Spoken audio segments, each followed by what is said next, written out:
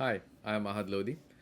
I'm one of the local nephrologists in Louisiana. Today we're going to talk about the last component, important component of CBC called platelets. Let's dig deep into it.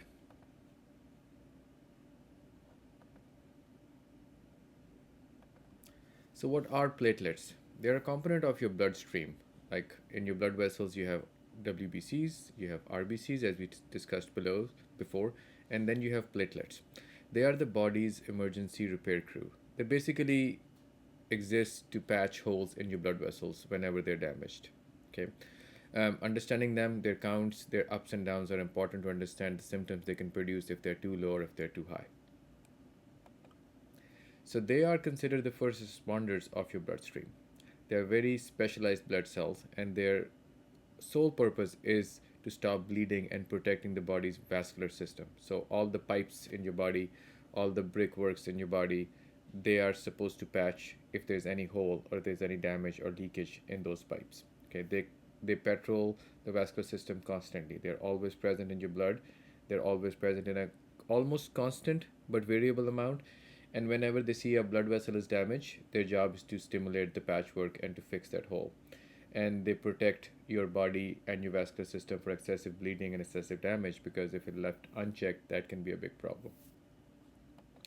So, first of all, when they identify the breach, whenever the blood vessel is damaged or cracked or there's a laceration or a hole in it, they come together and lay on top of each other. And then there's certain clotting factors that work as the mortar, and the bricks line up and fix the hole, and then your body patches the hole by the help of the platelets and other clotting factors to stop the bleeding and further damage. Now, the platelets have to exist in a very nice and healthy range, because if you have too less of them, then you can have constant leakage and damage to your blood vessels without you knowing about it and causing other problems. If you have too many, then they can jam up the blood vessels, and that can cause the other kind of issues of clotting and clogging. So the platelet level has to be maintained in your body like a tightrope person maintains itself, its balance on a tightrope. So we check platelets as part of your CBC, complete blood count. So that's why it's included in the CBC series. They're usually checked along with RBCs and WBCs. The normal range can range from 150,000 to 450,000 platelets per microliter in your blood. Okay, so if there's slight variation, like if you have 130, 140, not a big deal. If they're around 500, not a big deal as well. But if there significant variation that your platelets are below 70, 60,000 on the lower side or above 550 or 600,000, then that can be a concern, and the causes needs to be looked at. So let's talk about first what happens when you have low platelets. That condition is called thrombocytopenia. Thrombocytes are platelets, and penia means lack of. Imagine them being bricks at a construction site. So it basically just means that you don't have enough stock of bricks. So if you are at a construction site and there's a hole in a wall that you need to fill, but you don't have enough bricks, you don't have enough platelets, that hole will not be filled, and that can be an ongoing problem and can leave the entire structure vulnerable and exposed, and continuous leakage can happen. So when do this supply chain breaks? It can happen with certain viral infections. Certain viral infection can directly affect the platelet production and can cause excessive breakdown of the platelets, so the levels drop. Certain medications like chemotherapy can also suppress your bone marrow for producing more platelets, and they can also directly damage the platelets. Certain immune conditions like autoimmune conditions, when your body misidentifies your platelets as a foreign threat and starts destroying it, it's called autoimmune or hemolytic causes that can cause destruction of the platelets. And certain organ damage like liver damage and kidney damage and enlarged spleen damage can cause eating or destruction of the platelets and clogging up of platelets that can lead to destruction of platelets. So all these reasons can cause low platelets, so can cause decrease in the supply chain of the bricks. What will be visible as symptoms? So because these are involved in patching up holes in your blood vessels, you can have leaks in your blood vessels, which means you can have easy bruising. If you bump into a wall, you can have easy bruising. You can have small pinpoint dots like bruising and bleeding dots under your skin. These are called petechiae. Okay, And if you cut yourself or if you brush your teeth, that can cause prolonged bleeding, whereas normally it doesn't happen. Now, there are certain medications that are used to make the platelets less effective, like aspirin and like Plavix. Those are the medications that are used in patients who have stents in your heart or your heart disease.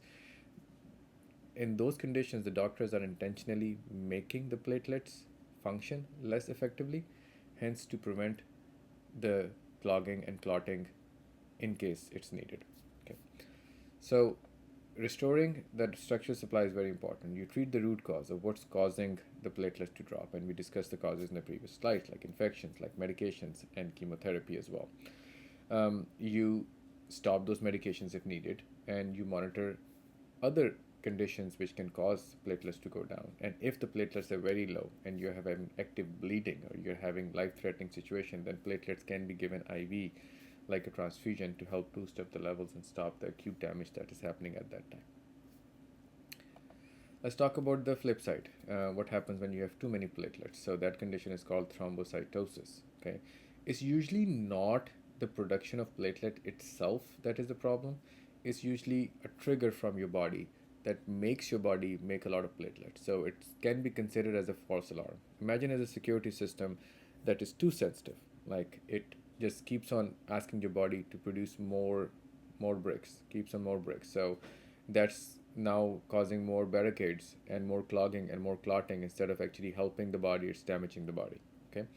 Now, what can be these false triggers? So if you have inflammation, if you have infections, that can stimulate your bone marrow to produce a lot of platelets.